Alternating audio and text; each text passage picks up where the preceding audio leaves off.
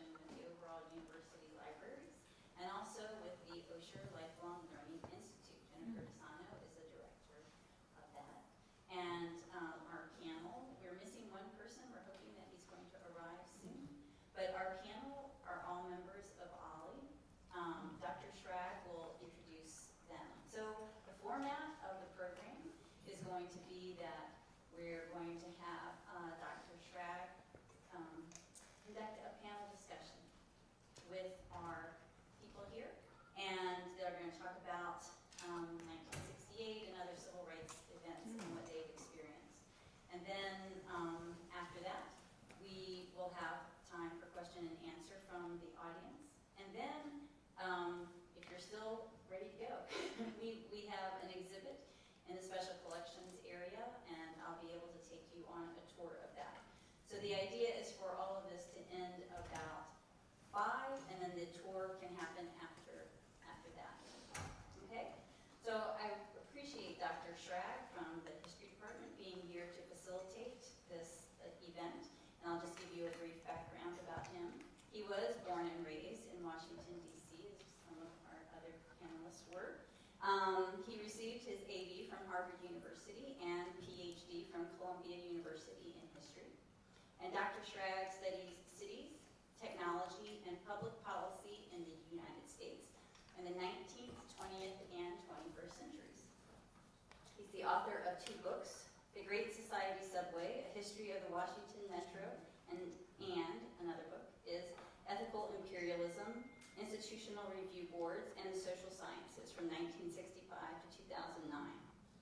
He's received grants and fellowships from the National Science Foundation, the Gerald Ford Foundation, and the Library of Congress, and he's also been awarded the Society for American City and Regional Planning History, John Reps Prize, and the Journal of Policy History's Ellis Hawley Prize. And his current research, he is working on a narrative history of the Philadelphia nativist riots of 1844. In May and July of that year, supporters of a new anti-immigrant political party attacked Irish Catholic neighborhoods and churches, leading to a full-scale battle between a mob and volunteer militia. Oh, good, and our panelist has just arrived. Yay!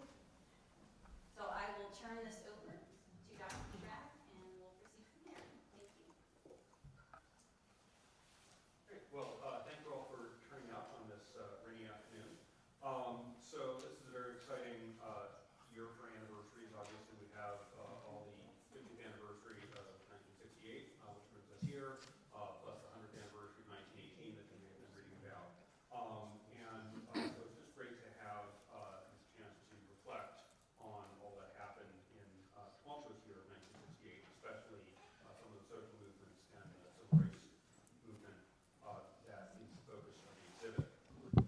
So we've got 4 people who were around during the events of 1968 with a wonderfully different group of perspectives. So going from near to far, Bob Coffin at the time was in the U.S. Army in counterintelligence.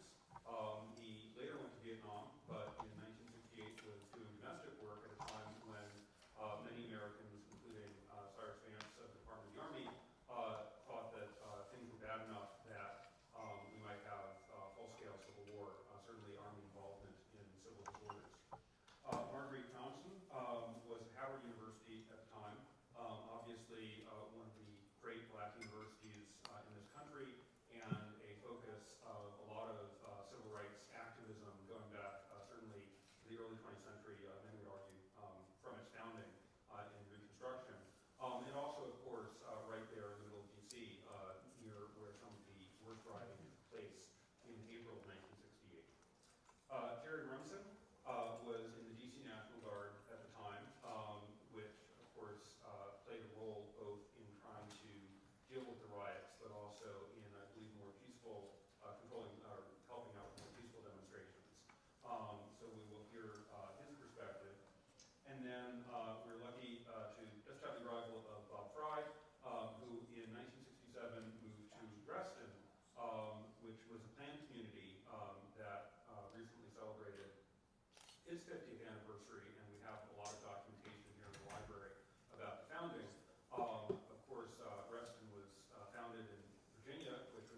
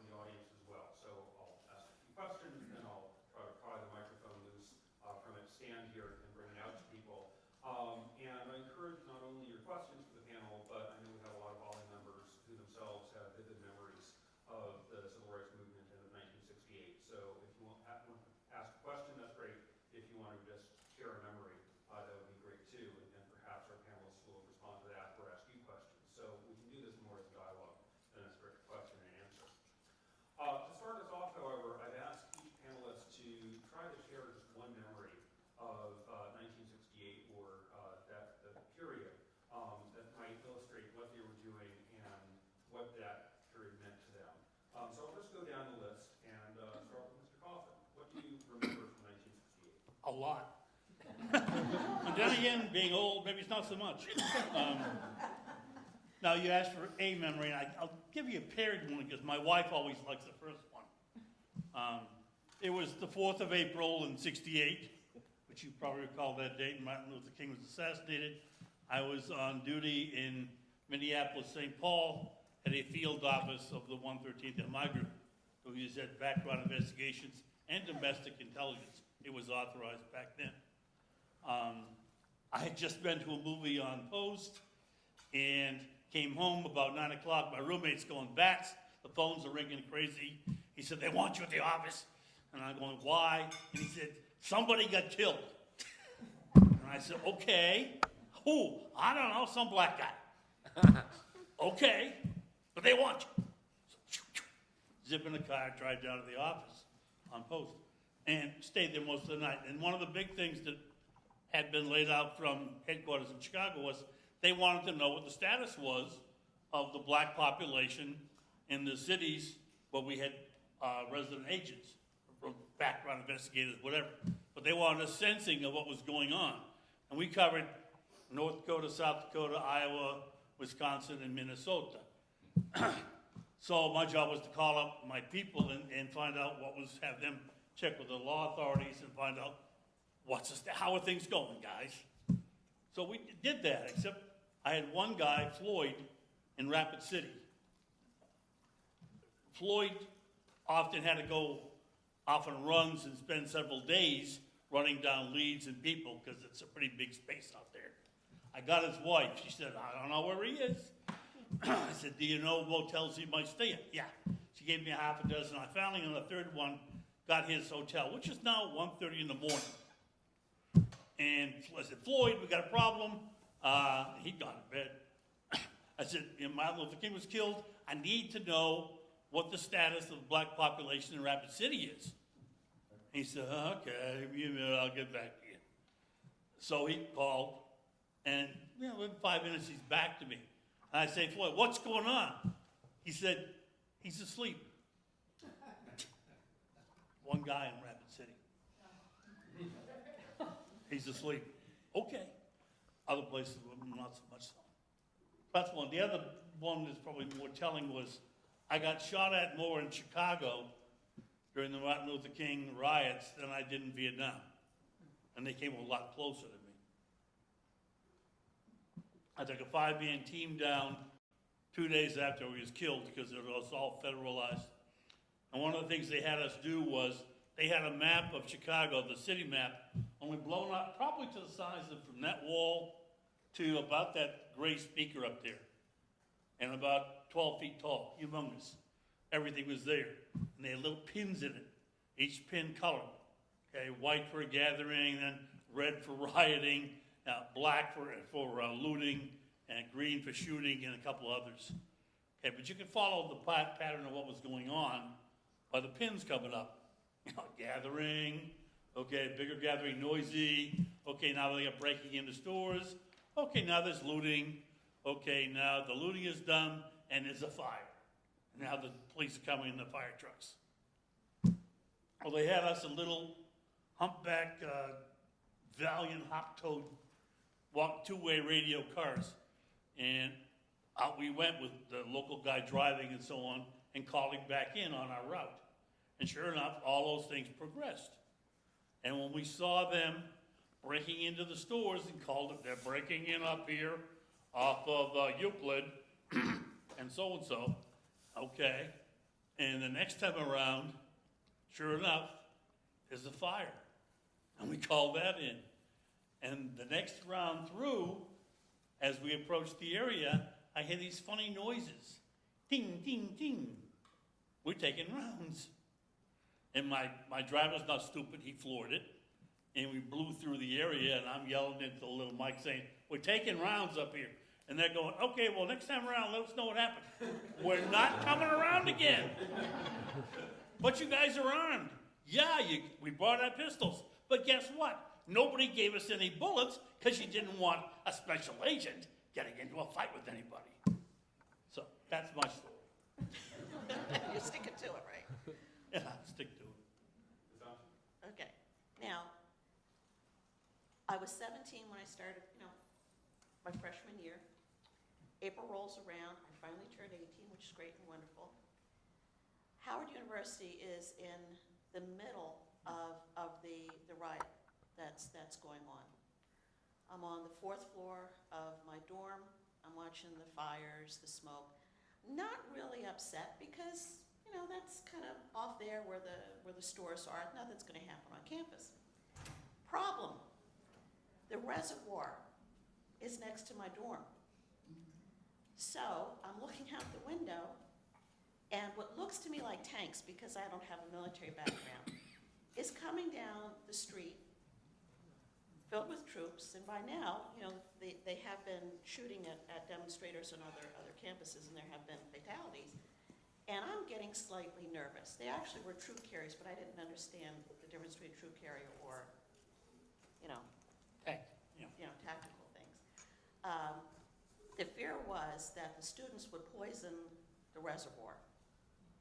Go figure. There is a curfew going on, and I really don't want to stay in Washington anymore. So I call my boyfriend, who has a car. I said, I want to go home to Philadelphia. He comes. You're young and foolish, right? So he comes over to get me. Through Baltimore. I mean, yeah. And to Philadelphia. Through Washington, at night. So we make our way through Washington. We stop off at the Maryland House to call our respective parents to let them know where we are. Now, my parents had forbidden me to be in cars with boys, all right? So now I'm talking to my parents, telling them that this boy that they've never met before is bringing me home. Their response was, why didn't you get your sister, who's also in Washington? And my response was, but Uncle Winter has guns, so we left her there, okay? He is from Richmond. His parents' response is, you're on the wrong side of the river. Where are you?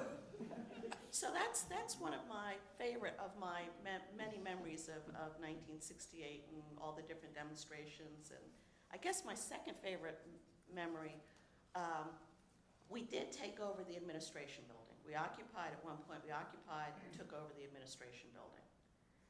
And everybody is in the administration building. We're playing drums, we're drinking wine, we're dancing, we're really celebrating that we've taken over this building. We also refused to let the press in because the press, we were concerned how they would talk about these students and these blacks and this, that, and the other. So we refused to let the press in. We didn't want it in the newspapers, we didn't want it on television. It was our administration, it was our campus. We don't want these people here. But my favorite memory of that is once again, my boyfriend, who is in the School of Engineering, which did not close down like all the liberal arts things, and he has an exam the next day on clay piping. So he is in one of the elevators that is stopped on the floor studying for clay piping while we're all carousing. So those are my two favorite memories. Mr. Remson? Okay. I spent 68 in the DC National Guard.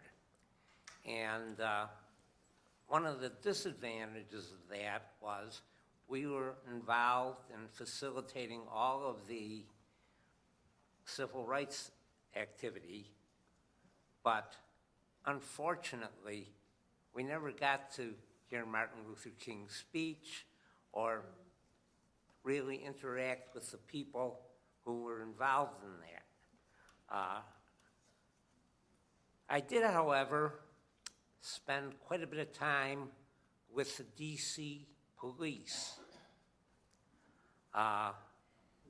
And I got good insight into why they were not particularly loved in the black community. I was standing in front of the National Gallery of Art with a DC cop on the day of Martin Luther King's speech, and a car pulls up and says, "How do we get to the Lincoln Memorial?" And the policeman, trying to be helpful, says, "Go to 14th Street, make a left turn, and drive 6 miles. That puts you at Interstate 95 on the Beltway. Another cop I was there talking to was bragging to me about how he had arrested a young black man on suspicion of robbery, took him into a station house, beat him up, and then after his parents came looking for him, moved him to another station house so they couldn't find him, and then moved him again, all the time beating him up. I would hope that the DC police no longer act like that. However, my favorite memory from '68 was during the riots. I was on the street every day for a good 2 weeks. I was never shot at, and as long as I was in a military uniform, I was never threatened.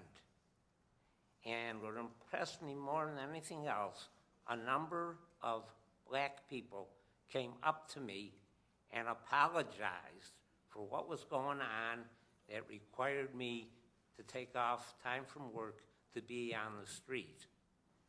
Now, to show the difference between the way they treated the military and they treated the police, the 82nd Airborne had come in from Fort Bragg, and they had a lot of Jeeps. And while the DC Guard was on the street, because we were poor, on our feet, the guys who in the Airborne, they got to ride in Jeeps. Well, the Jeep would come down the street and nothing would happen. 10 minutes later, a cop car would come down the street and it'd be plastered with rocks. But as I say, I was there. I was never threatened. I felt safe on the streets, and many people did apologize to me, and I was impressed by that.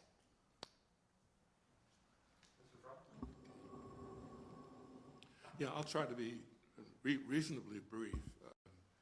I had been active in the fair housing movement before 1968 and had purchased a house just off of MacArthur Boulevard.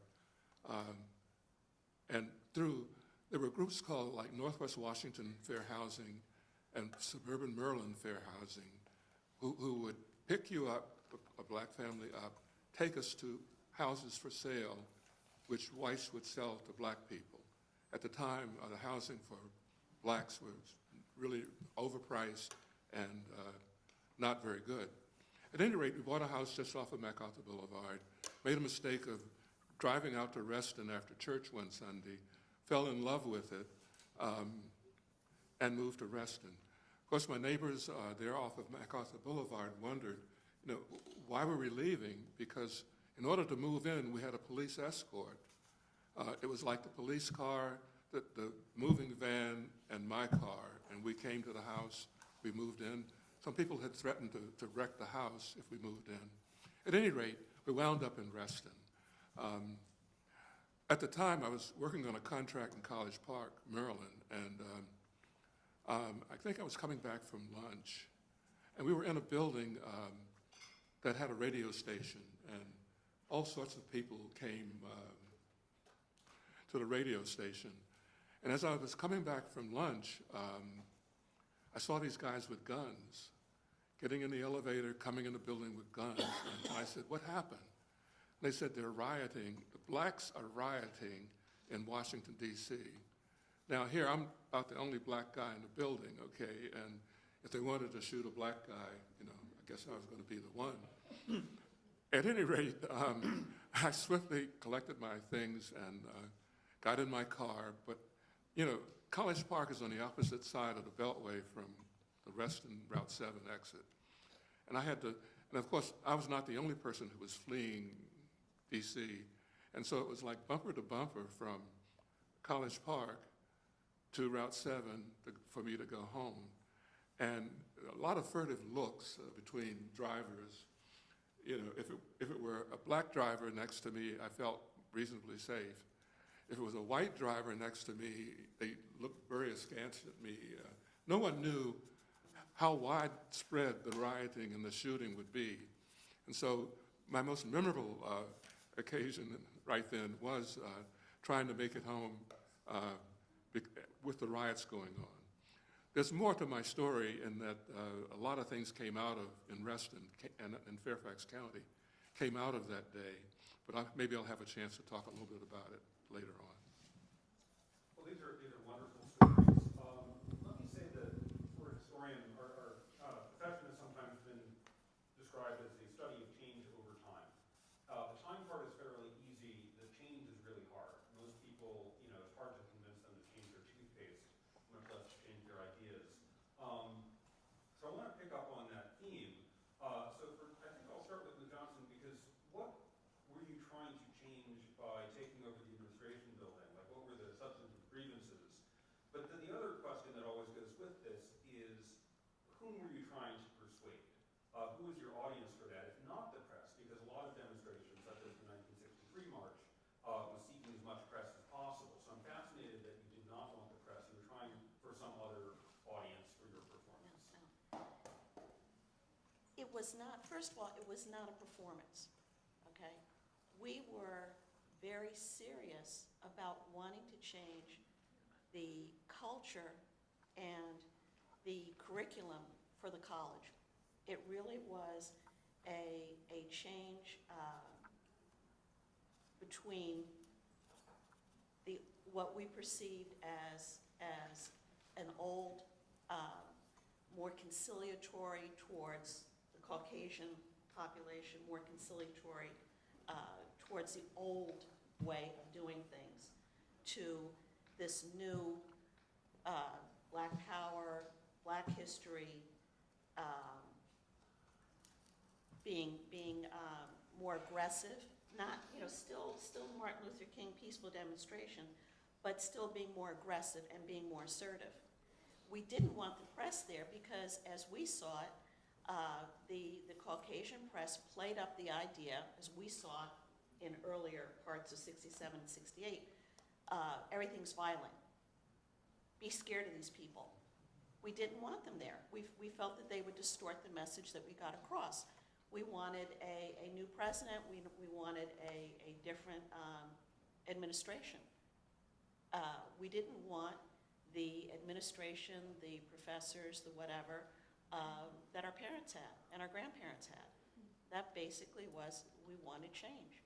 Now, an 18-year, now that I'm a lot older and wiser, an 18-year-old telling somebody in their 60s or 70s you have to change, there's a little, you know, we threw out some wisdom with it, but we did change the curriculum. I mean, think about it. We've got H. Rap Brown, Stokely Carmichael, I never can remember how to pronounce his name, the person who came out with Kwanzaa. These were our instructors. We had, I majored in political science and economics. I had one professor, the Biafran Wars, the war's going on in Biafra. I have two professors that are on opposite sides. There's been a coup in Greece. I had one professor who wrote the Constitution for the generals who took over, where the other one had been in opposition and had been exiled from the country. There was a lot of discussion. We had people, the students there from Africa were older than we were, and they were nation builders. Some of them had already been to college in Russia, learning how to build nations. We weren't playing. We were going to be building nations, and we did not want the press there. And I firmly agree with that. I don't know how our message would have been distorted. I don't know how, I don't know whether we would have been able to effect the change that we did make while we were there. One of my aunts loved when we took over. She said it was the first time anybody answered the phone and could really answer her questions. She said that we handled you know, it was very interesting. And we had smaller demonstrations, you know, on campus periodically. And there was somebody, I think he was a sheriff, I can't remember what his position was, but we did call him Cool Hand Luke because he would come on with a few people. They weren't police, they were not DC police officers. And they would say, you know, you really can't do this, you really can't block the street and everything. And we would shake hands and he would leave and we would stop. So we didn't really do a lot of we didn't play with the press, we didn't stage things. It was very different, I think, from other colleges at that time. You know, it was really different. So I'm going to take Frye up on his offer to talk about the changes in Reston, because I think that might be a good segue from the changes of Howard. Yeah, well, just to say that my younger brother was involved in the takeover of the campus at Howard. It was a bad okay. March. Yes. Month. There are more stories there, but I won't get into that. But, well, what came after '68 was very important for this county in that, well, Bob Simon created Reston. Sales did not go well. Part of his concept was that everybody could live and work in Reston. One mistake he made was to put the 2-bedroom houses next door to the 4-bedroom houses. People who bought 4-bedroom houses didn't want somebody to live next door to them in a 2-bedroom house. So a lot of the houses didn't sell. Gulf Oil, who backed Simon, foreclosed on him. And all of a sudden, there were no pictures of blacks in ads for Reston. Reston had a reputation of being an open town. Anybody who had the money, et cetera, could move to Reston. At any rate, we were very upset. Well, my Baptist minister, who was white and had been a chaplain at the Naval Academy, wanted to know why more blacks didn't come to his church. So he asked me to assemble a group of blacks in town, among the first blacks in Reston, to meet with him so he could better understand why. At any rate, we had a meeting, and it was the first time that we so-called pioneers had ever gotten together. And suddenly the conversation was not about why not to go to this church. The conversation became, what are we going to do about Gulf Reston closing down what had been an open city? At any rate, out of that came a plan for a Black Arts Festival, which we held in '69. What our idea was to create publicity, to tell the world that there were blacks who were living well and happy to be in Reston. It was a tremendous success, and afterward, Gulf wound up putting the few blacks in the ads and putting that little equal meatball in their advertising. The festival had a fashion show which was arranged by the Ghanaian embassy. It had music, it had, main thing, it had a speaker. Mary Lou Hamer from the Mississippi Freedom Party was a keynote speaker. We got loads of publicity. It was no idea that anybody in the Washington metro area didn't know that there were blacks in Reston. On TV, the newspapers, and it was a great hit. At any rate, the group stayed together, and one of the problems we had was that, well, we had an all-white school board, appointed board. There's a story to that too, but at any rate, the group lobbied the Board of Supervisors to appoint a black member to the board. And it was successful, and the board increased the size, supervisors increased the size of the school board to accommodate 3 more at-large members, one of whom was to be black. And I was the 3rd person to occupy that seat. And just to wrap it up, a tremendous change we were able to make. People I served with on the school board were among the best people I'd ever met. They had never been poor. They had never been a minority. And just having somebody in the room to be able to explain the plight of families and students made a big difference. Just 2 things I would mention I was able to accomplish. One was to change the way schools are funded in Fairfax. They used to be funded by head count. And I lobbied really hard to get 19 more English teachers into the budget. And they wound up going to all of the rich, big high schools. And I said, why? And they said, because it's head count. I was able to get them to add a supplement to each year's budget for schools that had a high number of non-English speaking students that had free and reduced price lunch, which said they were poor, et cetera. So we changed the way the schools were funded and made a big difference. And the other thing I would mention is that far ahead of any recognition that the feds or anyone else gave for Martin Luther King, we were able to close the schools on Martin Luther King's for his birthday. It wasn't easy. First time around, I couldn't get a second to my motion. The second time around, we wound up with a Lee Jackson King Day, for which we closed the schools, and no one was happy with that.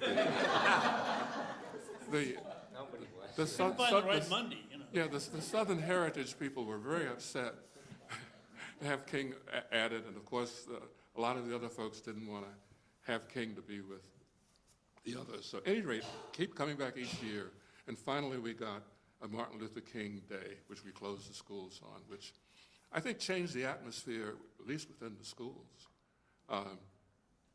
You know, I think people were more open to new things, and et cetera. It was a big moment in the county. And that came out of 1968 and Gulf Oil changing away the open housing policy, and this group coming together. We came together because of Gulf Oil, but then we looked around and there were some other things which weren't so good, which we worked on. Yeah. Sorry to take so much. No, this is wonderful. There are lots of open threads here. I might have to pull some of them together on the fly. So one thing I'm hearing is the change comes through persuasion. Even just showing up, having any representation on that board, opens some eyes and gives those, as you say, well-intentioned Fairfax school board members a perspective they hadn't even known to ask the questions. Whereas the Howard University administration, maybe you had floated some of these ideas before taking over the building, I'm thinking, or... We tried. Yes, so it took a more physical action. When I say performance, I'm using this in a sociological term, where, you know, bombing another country is a performance in a way. So let me just make clear, I don't mean to belittle your actions as much to say that you're doing something in public, you're taking action in public. And then further on that spectrum, from persuasion to militancy, of course we have the violence that erupted in Chicago and DC and elsewhere. And to this day, historians and others are debating the motives and the effects of that violence. Was it purely destructive? Was it just rage? Was it self-destructive, given how much destruction took place in predominantly black neighborhoods? On the other hand, going back to certainly Watson 1965, it did alert the nation to the frustrations of black communities in those cities, and may have actually helped at least win some recognition of black problems and contributed to black power. So I guess I'm interested in the people who apologize and the people who fired guns. And so I guess my question for Mr. Coffin and Mr. Remson is, how did you understand the violence? Obviously, when people are shooting at you, you can, you know, be very upset about that, I would hope, but perhaps also recognize a legitimate foe, or did you see this as purely self-destructive rage? Who wants to start? When you're up to your ass with alligators, it's damn difficult to remember that your initial purpose was to clean the swamp and drain the swamp. So bullets coming at you puts a different perspective on things. Yeah. But that's a whole other thing. Well, I would take issue with the term performance. okay. I guess I had this feeling that we're all acting in a big charade here. Maybe we're going back to Sophocles or somebody or Plato in a cave and watching shadows dance, and it all has great meaning. You know, I think maybe the performances were there, directed. If you're doing a Tilly performance, I'm guessing he was an old thingy from Tilly, and so, which I don't really buy into, but it's a nice construct. You know, I don't see this performances, in terms of, yeah, people pick up on ways to do things to try to change things. You find ways to counter the administration. You find demonstrations or petitions or shooting or a variety of other things. Catch the attention. Now you got their attention, okay, now you try to work things out, or maybe you build on it. That's a performance of sorts. Watts and the other riots and so on, you're talking about them as performances. I would take them more as what a piece of that Kerner Commission, one half at least, did, and said, go back to the roots of things, which was you had poverty, you had stagnation, you had a lack of damn jobs, and you had a ghetto community and youth that didn't have anywhere to go. Give it a nasty summertime in the heat without air conditioning and no jobs and no nothing. There was a nasty mix of brew there ready to blow. And a whole lot of other things were going on in the country. And civil rights was a huge issue. But this was the 60s, people. There was Vietnam. There was women's rights. There were bra burnings. I like that part. There were, Chicano rights. La Raza was up there. You had gay rights. You had, people want freedoms. We had students on the campuses who were there going, we're students, so we're idealists, and by God, we can change the world right here, right now, and we're going to do our best at it.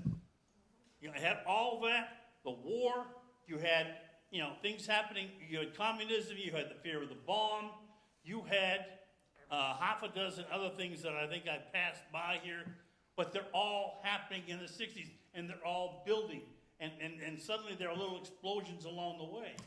And you come to the Martin Luther King thing, 1 year before King was assassinated, he had another speech on the 4th of April, correct? And in that one he said, Vietnam, we don't need to be there. In fact, I think he said the U.S. is only there because we want to be another colonial power and take over and use Vietnam. I think that's not exactly his words, but it's damn close. That turned a lot of people off to Martin Luther King. It turned me off early on. I was in the military. I'm out there fighting for my country and somebody's saying, don't go. I'm saying, hell no, I will too. Okay, it was a tradition in the family. But, when he laid that out, he lost half of the union's support. George Meany said, no, we're not playing. LBJ said, don't like this guy so much anymore. Congress said, whoa, this is a little far-stepping. Dick Nixon said, oh, wow, I can use this. Okay? But he lost a lot of people with that. And this is in a time with a lot of ferment. The anti-war movement did an awfully big job of meshing with the civil rights movement. Now, they both were civil rights, depending on how you look at it. One was not black-white. One was ideology, young men going off, young men not wanting to go off, others going off to war, some getting killed, some not even going. And that created a whole lot of unhappiness with people. So there's a lot of enmity, a lot of background to this that you have to bring to, I think, the whole civil rights issue. So you talking demonstrations, I think I'm talking realities in what I would call a long-term imperfect storm in the 60s, with 68 being the key point in that, starting off with tech and going downhill rapidly to the end of the year with MLK and RFK, among others, being lost along the way. So I guess I'm interested in the counterpoint, which is that image of the black community apologizing. Yeah. For, when a lot of people were saying, as Mr. Coffin pointed out, my goodness, look at the poverty, right? Look at the police brutality, in D.C. was hardly unique, and some historians have said the Kerner Commission underplayed the violence and repression of the police. Look at the housing discrimination, look at the job discrimination. So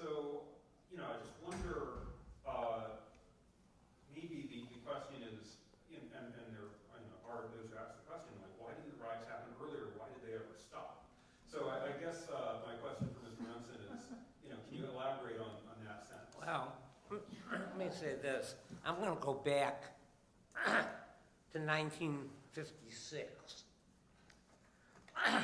It gave me, I grew up in an all-white neighborhood. I was very sheltered. In 1956, I had a job working for the city of Buffalo, and my supervisor was a school principal. And he was a stupid son of a bitch, pardon the language.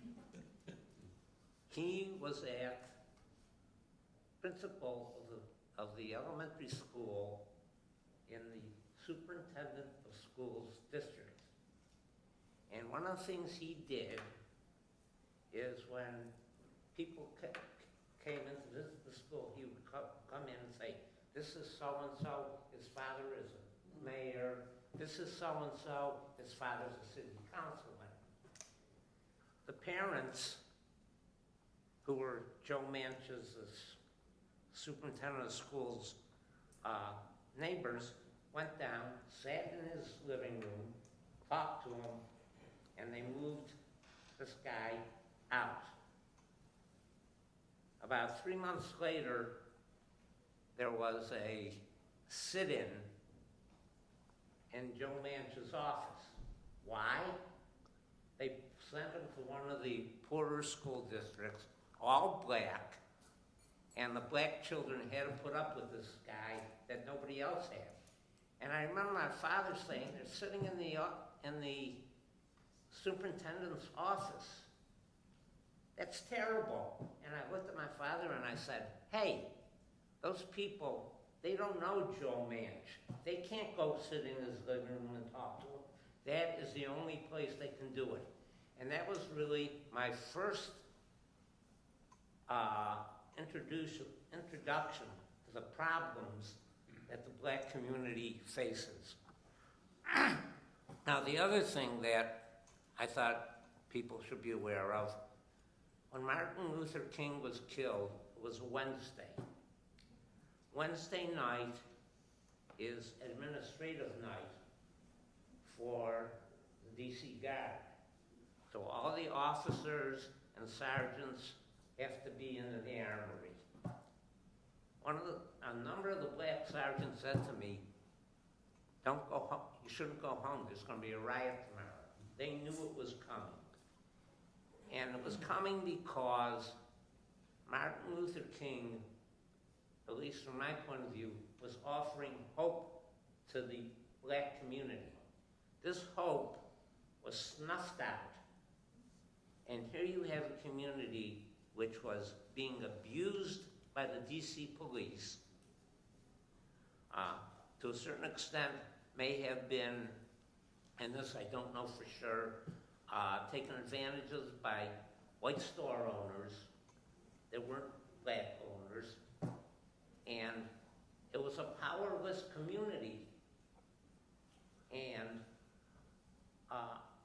the only way they could let it out, particularly the young people who couldn't find jobs, who were frustrated by getting lousy educations, the only way they could let out their anger was to riot. And I know it turned off a lot of people. I know one family who had a cleaners in a cleaning establishment, and they closed it up and never went back. So to a certain extent, I think the riots hurt the black community. But on the other hand, and also, I think to a certain extent, some of the rioters, looting and that, took advantage of it.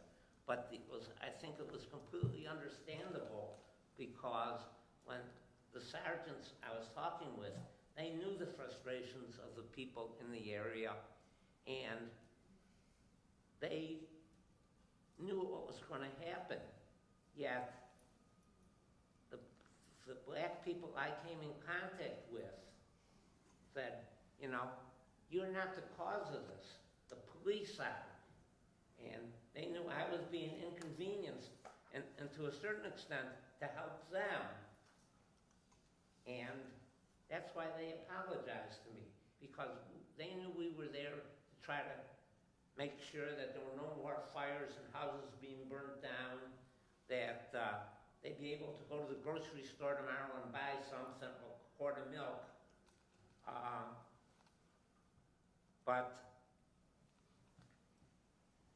So I think that went into why they were apologizing to me. But I wouldn't see any of them ever apologizing to one of the DC policemen I came in contact with. Johnson? I'd like to address that issue of riots. I always, when people start talking about the riots in Newark and DC and everything else, I'm constantly reminded of Langston Hughes' poem, and the line that goes, "What happens to a dream deferred? Does it dry up like a raisin in the sun, or does it explode?" Now, by 1968, I don't care whether you grew up in Philadelphia where I did, whether you grew up in Alabama, Mississippi, whatever, that constant drip of racism, whether it's I can't get a job or the poor education, I can't live where I want to live, the police brutality, it's a constant drip. People do not talk about the riots that were perpetrated by Caucasian communities against black communities, the destruction of what was called the Black Wall Street in Tulsa, Oklahoma, the towns in Florida and other southern states that were burned down to the ground, the riots they had in Chicago because of people moving into white communities. And these were white people killing blacks. Some of the riots, the police and the armies that were called in either sat on the side and watched it happen or worked with it. But our riots, the riots that we did in '68, it's, oh my God, they're rioting in the streets and they're burning houses and they're burning stores. We destroyed, the thing that I resent is we destroyed our own community. We didn't go out somewhere else and destroy somebody else's community because we knew that we would be killed and we would be shot. But within our own community, who cares if we burn the stores or whatever? Let them destroy it. Look how long it took Washington to rebuild after those riots. They just razed the ruins of the places and put in playgrounds. It's taken a long time for there to be other houses and things built. So I get very, as you can tell from my voice, I get very irate when people talk about the riots. It's a dream deferred, and it exploded. And it's time that people recognize that it was a dream deferred, and it exploded, because it's going to keep happening.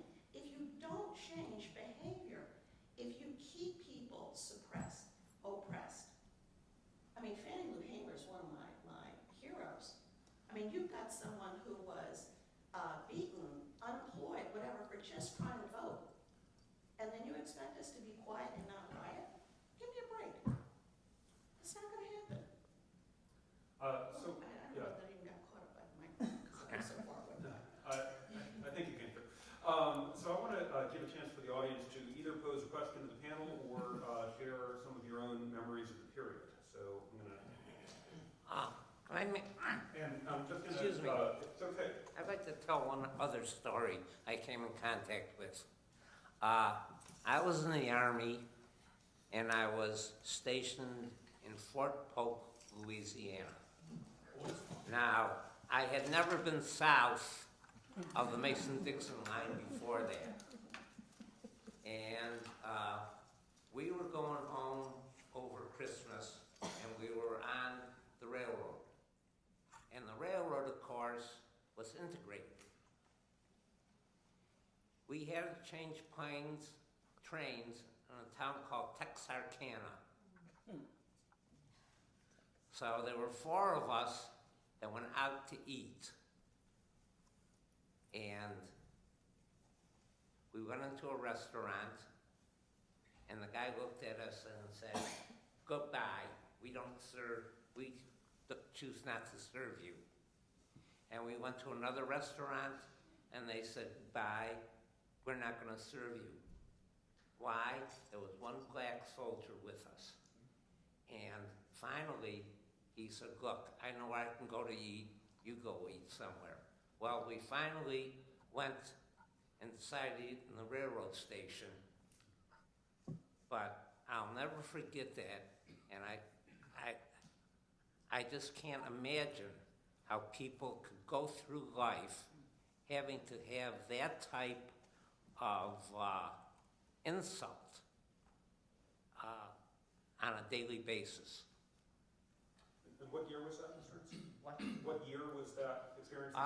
62. 62, wow. Mr. Frye? Right. Before we leave the topic of why and how the unrest starts and why does it end, I would just relate, well, I think this is a marvelous country. Somehow we know how to take the steam off and the pressure off, and we go through cycles. We have unrest, and then there's some progress, and then et cetera. I graduated from high school in 1954. Me and my colleagues watched the debate and the stories about the integration, the Brown decision, which turned out to be the Brown decision, how that was going to come out. It wasn't just, a court case. This was really about our lives, okay? Coming out of high school, what kind of life would we have if the court ruled that there's no reason to have equal schools or to integrate our schools? We took it very, very seriously. And thank goodness, America found a way to, at least with deliberate speed or whatever we called it, to begin to change things. And for people like me, instead of being really a revolutionary, I went to college and I went on with my life. But there was that moment before they decided where my generation of young black men particularly would have done something. We would have acted out. Because what kind of future could we look forward to? Personally, I visited my grandmother in South Carolina several times. Down there we were taught to get off the sidewalk when white people came by, even white children. When my great-grandfather, who was very respected in the community, went to the grocery store on Saturday, all the whites called him by his first name. Even the kids, the owner of the store's children called him by his first name. Well, here's a guy who was essentially a superintendent of these little black one-room schoolhouses around Georgia and South Carolina. But that was the kind of world that had to go away. And I say, we have a remarkable way of taking the pressure off after the revolutionaries come out. And I guess it's related to the strength of our country, and we should be thankful for it. But it does go in cycles, and having Barack Obama as president, okay, we go through another cycle, but the real problem still remains. The vestiges of slavery and the lack of opportunity and lack of education, and all that sort of thing. I used to say discrimination is sort of like in the dirt here. It never goes away. It comes up, it rises up every so often, and we kind of pave over it. But at any rate, I just want to throw in that comment. Thank you. I'm going to take a question or two from the audience, and if you want to just introduce yourself, so we'll have that for the recording.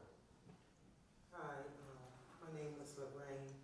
I just want to say that in 1968 I got hit by a big German Shepherd, and it wasn't fun getting 3 shots. I was bit at in my knee, and in second grade, that's the first time I heard the word nigger.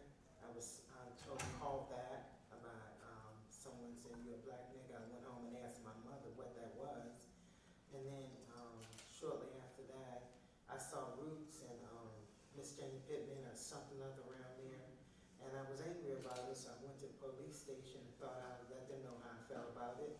And I was, I guess I didn't say it. I was a sad, angry little child. Probably shouldn't have saw it. I was too young to see that show, but I was told something to the effect of we should hang you or something like that. But this has a nice ending. I ended up going to a church where it was a very minority. It was only 2 blacks in the church of the 15, 20,000, and they came and took me to Sunday school. And the people were very loving and kind and sweet. And I thank God that I had an experience like that, because if I had not had that experience, I would probably have some serious hang-ups and problems, and angry with white people because this bad thing happened, that bad thing, got bit by the dog, got caught, this and that. But I had a positive experience by having someone of the opposite race. A lot of people just come around me and love me and just take me, put an arm around me and be positive. And now that I'm older, I'm 54 now, and I look back, I'm glad that I had those positive experiences, because I could see how I had so many negative ones when I was young. It could have made me bitter, it could have made me have a race problem and all that, but thank God I had a positive experience with the opposite race during a time where it was contentious and everything was going on and people were, experiencing a lot of racism. So I just thank God for that experience. That's all I wanted to share. Thank you for listening. Could I just ask where you were growing up, where you had these experiences? I got bit by the dog in 1968 in Washington, D.C. I remember the address 1345 K Street Southeast. And I can never forget it. And then I grew up in Maryland, where I had the experience of law enforcement actually high up saying, we should hang on, we're going to. So I didn't, so I just thank God that, like I said, I had the white people that I went to church with were so loving and caring, missionaries, wonderful people, wonderful Sunday school teacher, and they were so positive, and that's why I don't have that bitterness, because looking back, there were so many negative opportunities. They could have made me easily go like, I don't like you people, but I had a positive experience, and that helped me and shaped me to be a person that's accepting of all people, and I don't discriminate at all. I thank God for that positive experience with them. Thank you. Thank you. Do we have another? And again, if you could just introduce yourself. Good afternoon. My name is Cynthia Bentley, and I work in the university libraries. And my experience with April 4th, 1968 was that I was cheated out of a birthday, because that was my birthday. And I come from a family of 6 children, and my mother and father, and we always had birthday parties. It was traditional. So by the time I got to my 12th, I didn't have one because the riots occurred. Martin Luther King was assassinated. I remember standing in the window, because you had the row houses. I grew up in Baltimore City. The row houses, 3 stories. On the 3rd floor, looking out of the window at the riots, the soldiers coming down the street, marching behind the Jeeps. And they had soldiers on the roofs with guns drawn. And that was my first experience seeing somebody with a gun. My other experience is that in the neighborhood I grew up in, there were no white people. My first experience with white people was going to Towson. The 4 years I was there, it was Towson State Teachers College, it was Towson State College, it was Towson State University, and now it's just Towson University. So I went through those changes of the university being changed for the betterment. And I didn't experience even racial issues then in the school because I worked. All 6 of us had to work because we all contributed to the household. So I went to school, did what I had to do, and I left. My major was elementary education, and after I graduated, I realized teaching was not for me. So I had a friend who worked in Baltimore County Public Libraries, and I was drawn to libraries, and that's where I've been ever since. So my other experience is that I grew up, my pastor, the pastor of my church, Providence Baptist Church in Baltimore, was a close friend of Dr. King. They went to Crozier Seminary, and then the university, in the seminary, there were only 11 blacks. And of the 11, he's the only surviving pastor left, and that's Reverend Marcus Garvey Wood. He's the only surviving member. And I remember Dr. King coming to the church. Whenever there was a march or something going on in Washington, he would stay in a parsonage with my pastor's family. And as well, same with Rosa Parks. So I had experience with them at such an early age, and it kind of eluded me to feel so differently when it comes to racial issues. So I really have to think about them seriously and take them for what they're worth. And I try to read more into it than what it is, but it doesn't allow me to because of my experiences. The most painful experience I had was my husband's retired Navy. And we lived on base, and my husband was gone on a ship somewhere. And the worst experience I had was when my son was called a nigger. And that hurt because I never dealt with it, but now I have to teach my children about racism. And we are in an environment where there's so many different cultures. And we're on a street where there's several cultures, but and it wasn't even the child, because the children played together. In the military, the kids tend to get along. It's the parents. And so it's like you were talking about behavior earlier. It's all about behavior. And behavior is something that it can only change if you want it to change, because it becomes a part of you. So then I had to teach my son, I have 3 sons. I had to teach my sons about racism. I had to teach them about behavior, but I had to, at the same time, I had to teach them about love. They had to learn about loving thy neighbor.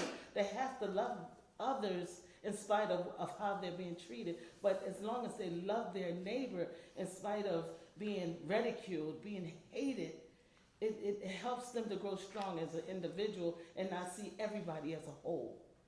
You know, and just take one situation at a time, take one person at a time. So, and we do that prayerfully. So, thank you. Thank you. Sure.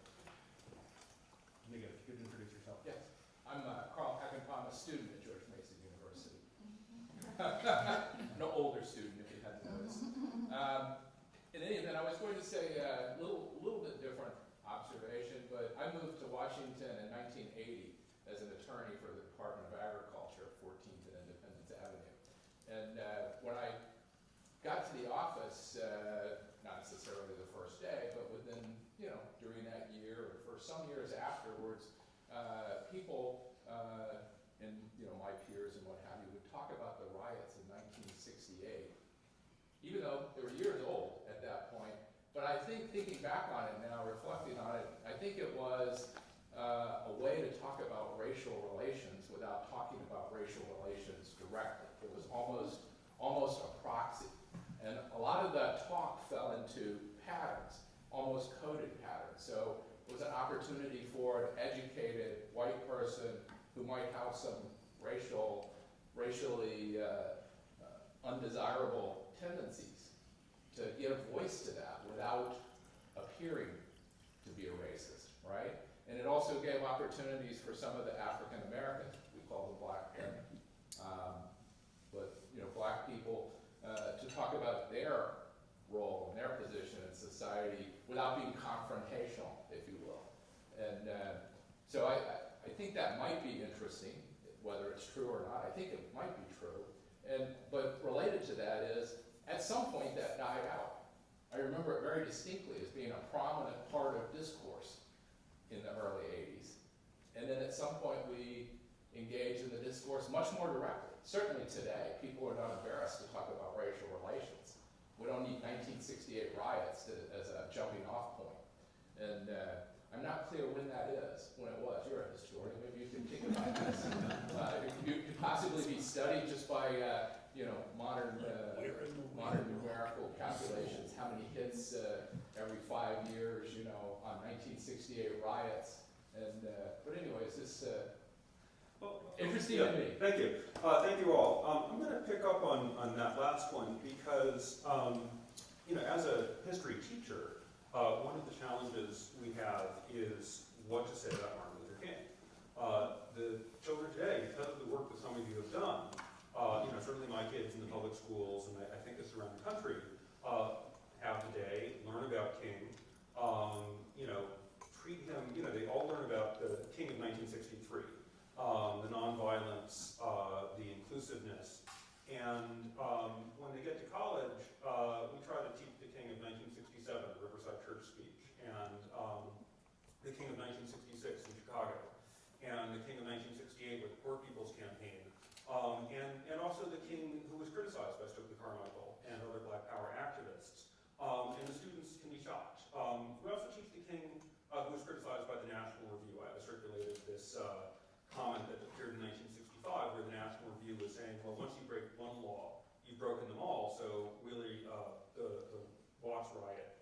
direct follow-on from civil disobedience. So I guess my question to each of you as a teacher now is, what do you think I should be teaching undergraduates about King? And if you want to, and his critics, and if you, even what would you teach to the fourth graders? Because, that's sort of when they're beginning to get it. Anyone want to take that up, Mr. Coffin? Sure. A piece of a song kept floating through my mind, I think from Flower Drum Song. You have to be taught to love and to hate all the people your relatives hate. You have to be carefully taught. Either one, they both work. But I think that is there also, there's a perspective in, and I'll take it from the other side for a bit. I grew up in a white town. I never saw a black person until I played football against one in high school. He was a damn good football player. It was in Massachusetts. I went to UMass, and there were a few blacks there. I met some there, some fraternity mates and so on. And I went to Ohio University, and a little more now. And then, I went into the Army. You meet some more. Then I went to Minnesota, which wasn't large in the black population. And my family was not prejudiced, but, we didn't talk to black problems. You wanted to not like somebody, you're not like the Finns in the town. Or when I went to high school, it was a Polish-French town, and you didn't like one or the other. Or you had the Catholic-Protestant thing, that kind of stuff. There's always somebody there. But when you get on to the Martin Luther King thing, I went in the Army. I'm a special agent. I'm sent out to Minnesota. I have a job out there which includes domestic intelligence, which was authorized back then. We helped out the FBI. We could go places, see things, do things, and so on. And my impression of King was not good. I'm seeing a guy who's, helping stir up things. Okay, now, I'm not into the civil rights thing so much at the time, but I do see the Vietnam thing I see as a higher problem for me. That's a higher interest for me. And he didn't seem to match with that. And then like I say, it was a special agent, and we were watching the demonstrations. We were watching the Black Panthers pop up. We were, reading about a whole bunch of guys who were not nice people necessarily. We were looking at the Student Nonviolent Coordinating Committee, which became very radicalized, very militant, very Maoist, even went off. Some of the folks went off to, visit Kim Il-sung and Yasser Arafat. Some other, not good stuff. And then King came out against, like I say, Vietnam.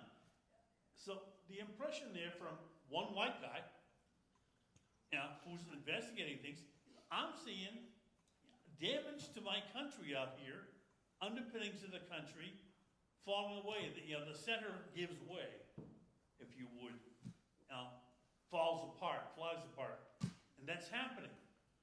And I don't want the center to fly apart. I want it to stay together.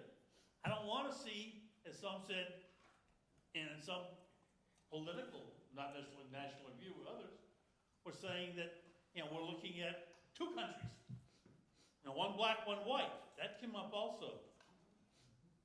And that wasn't just a throwaway line. That was like, this could happen. There was talk of Black Messiah. Okay? And some folks were a little going that way. Others thought King might be there, and maybe he was. But that idea didn't settle too well with a lot of other folks out there who weren't sure where that Messiah was going. So there were a lot of, there was this other feeling. I hadn't been brought up prejudiced, per se. But I was developing, you could call it a prejudice, you could call it a bias, from a viewpoint of stability and so on. I wasn't worried so much about the civil rights aspect. I watched over the mule train thing. I sent guys on the mule trains to watch over them. I went to college campus demonstrations. I went on a zip to Zach. I went, to Chicago for the riots. Later on, I went to Madison after someone in the SDS, another bad apple crowd out there, blew up a building down there. And I got to go down and talk with some folks, didn't do much good. But there was this other perspective in it. So, yeah, I live with that. And I've got to know, going through all that, I worked with, black folks. I don't have an issue with black folks per se. I have, I guess, an issue with, if you're gonna teach people about Martin Luther King, teach the good parts, but maybe also try to tell them about what was going on in that time frame. It's like teaching the Civil War. The guys in the South, they're all the bad guys. Well, okay, maybe not. I mean, there were problems.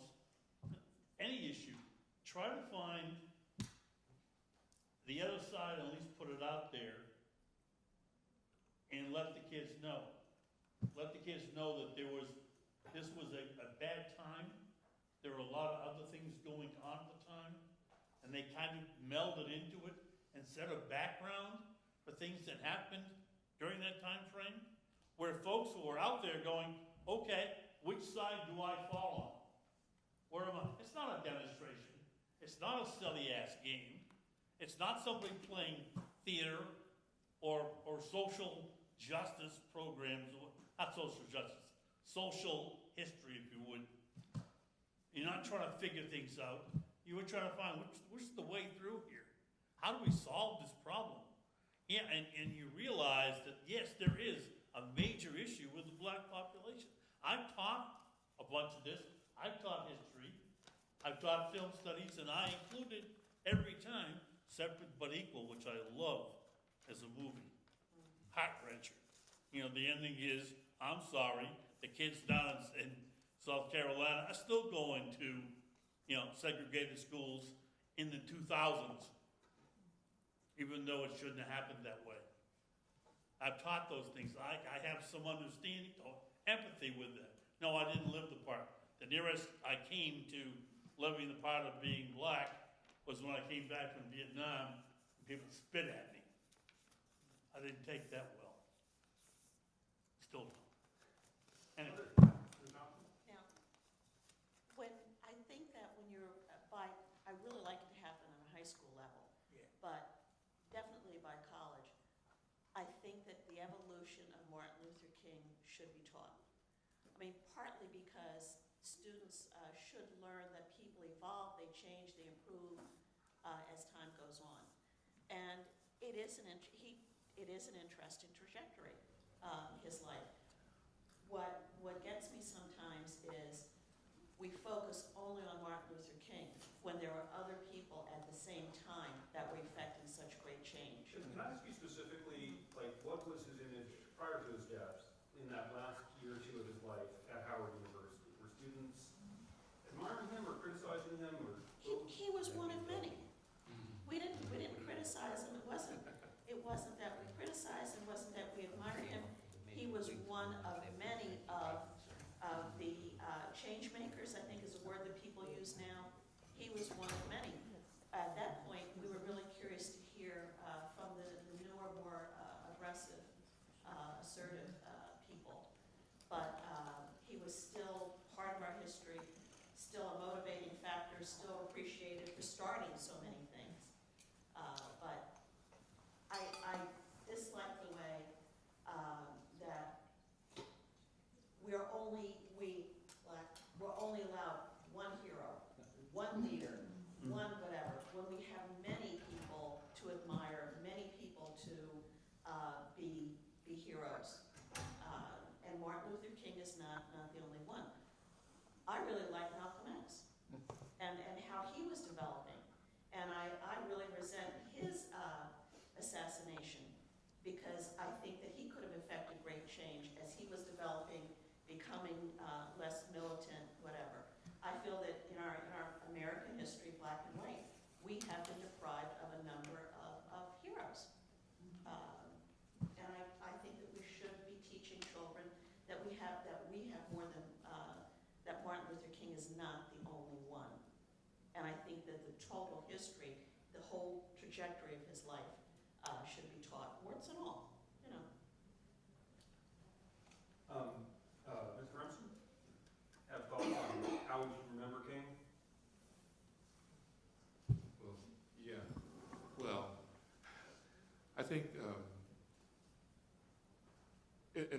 schools, the term age appropriateness. In the 4th grade, you don't teach all about anybody, you know,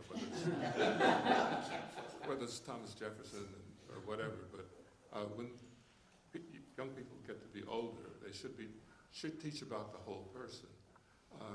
And teaching about King, I think that you also have to teach about Malcolm X. You know, I remember, I used to be a so-called South Asian expert, and people talk about Gandhi, what a great man, and the British had to give free India and make it no longer a colony, etc. But you don't hear about the bad guys in India. They were blowing up railroads, they were doing all sorts of bad things, and the choice that Great Britain had and the Western people had is, are you going to take Gandhi, or are you going to have to live with this bad guy? And I think America went through something like that, where with Martin Luther King and Malcolm X, and then further the Panthers and so on, that either are you going to recognize the good things about King and his message and the need for fairness and so on, or are you going to have to wait and deal with this other thing, because you know, change has to come. And so I think if you're going to teach about King, you got to teach about Malcolm X and some of the other people too. Put it in context. Mr. Remson, the last word here? Yeah. Well, I think every group has numerous heroes, and it's only recently that I've become aware of black heroes, because when I was in school, we didn't get any of that. But there's things, but these things should evolve, and hopefully the schools will give a more balanced curriculum